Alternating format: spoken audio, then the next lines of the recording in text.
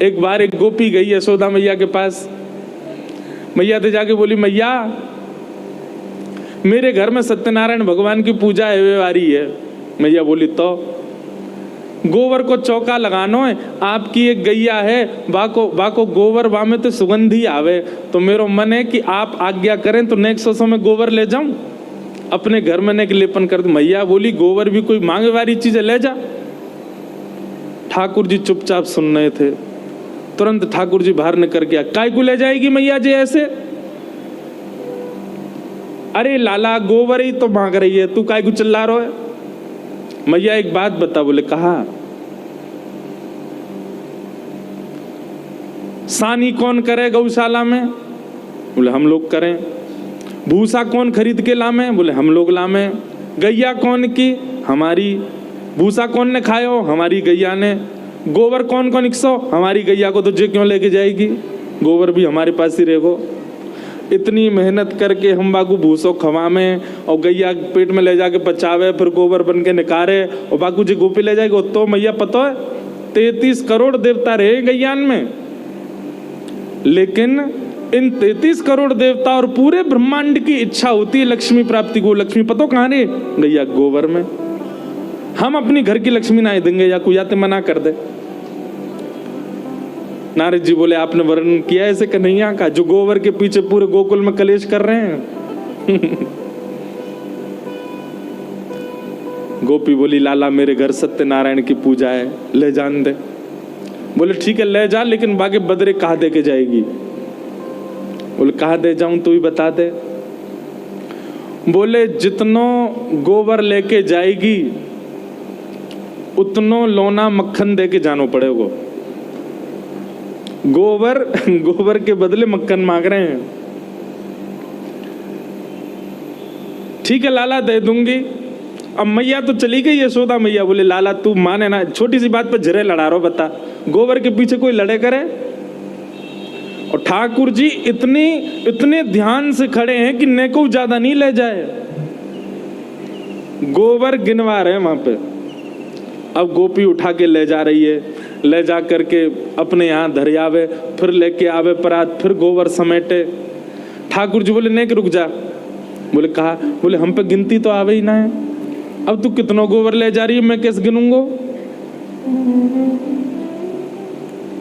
गोपी बोली, लाला जी तो काम खराब है क्यों, और कहीं में ज्यादा गोबर लेगी कम मक्खन देगी? तो बोले, हाँ यही बात है, अब या को तो कुछ निधान तो बताना पड़ेगा, मैं कैसे गिनूं गोबर, मुंह पे तो आवे ना गिनती।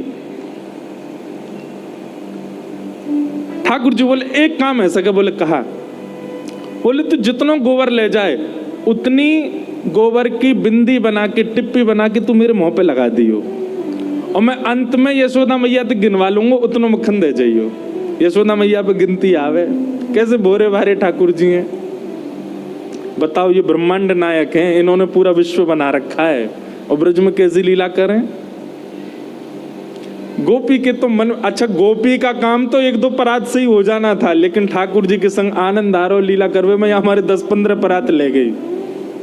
बार बार आवे और गोबर उचाए के और वहां में तो एक टिप्पी निकाले और लाला के मुंह पे लगा दे। दूसरी बार आवे, फिर परात उठावे, लाला की नाक पे लगा दे। तीसरी बार आवे, ठाकुर जी के गाल पे लगा। ठाकुर जी इतने जैसे एक्साइटेड बालक होता है ऐसे उछल रहे जोर जोड़ते। बोले, इतना मक्खन मिलेगा अब? और जबकि वो बात है कि घर में मक्खन के कुआं हैं, लेकिन ना दूसरी को मक्खन खाऊंगा। गोपी का काम तो बन गया था, लेकिन उसको इतना सुख मिल रहा है लाल जी के साथ कि बार बार आ रही है और लेके जा रही है। इतने में ठाकुर जी बोले, एरी तू गोबर को चौका लगा रही, घर बना रही है? सब रो गोबर तो ले गई वो चाय के यहाँ थे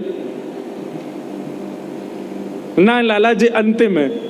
अच्छा टिप्पी तो धर दे लाला, तेरे मुंह में तो जगह ही ना बची, पूरा मुंह गोबर ते सन को। ठाकुर जी को सब जगह गोबर की टिप्पी लगवा लेंगे। ठाकुर जी बोले, तू एक काम कर, मेरे गरे पे लगा दे यहाँ पे। अब जैसे ही वो गोपी टिप्पी लगाने, गोपी के मन में भाव आयो, कछु लीला कर दूं। सो गोपी ने सिर पर रखी परात टेढ़ी सी कर दी, सबरो गोबर ही ठाकुर जी के ऊपर गिर गो। पूरे गोवर्धन बन गए ऊपर से नीचे तक। अब जैसे ही गोबर गिरो महाराज ऊपर, ठाकुर जी रोमे सो रोमे, ऐसे रोए यशोदा मैया आगे, कहा मैं हो लाला, काय को रो लाला। मैया देखिया गोपी ने मेरे ऊपर गोबर डाल दियो सबरो।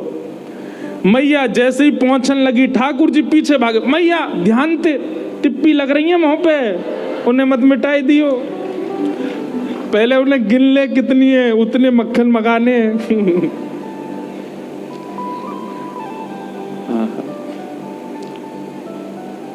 कैसे कोई प्रेम ना करे इतने ऐसे स्वभाव वालों से। और वही नारद जी महाराज कह के जा रहे हैं, बताओ आपने ऐसी लीलाओं का कहीं वर्णन किया जहां परमात्मा श्री कृष्ण, परब्रह्म श्री कृष्ण त्रिलोकी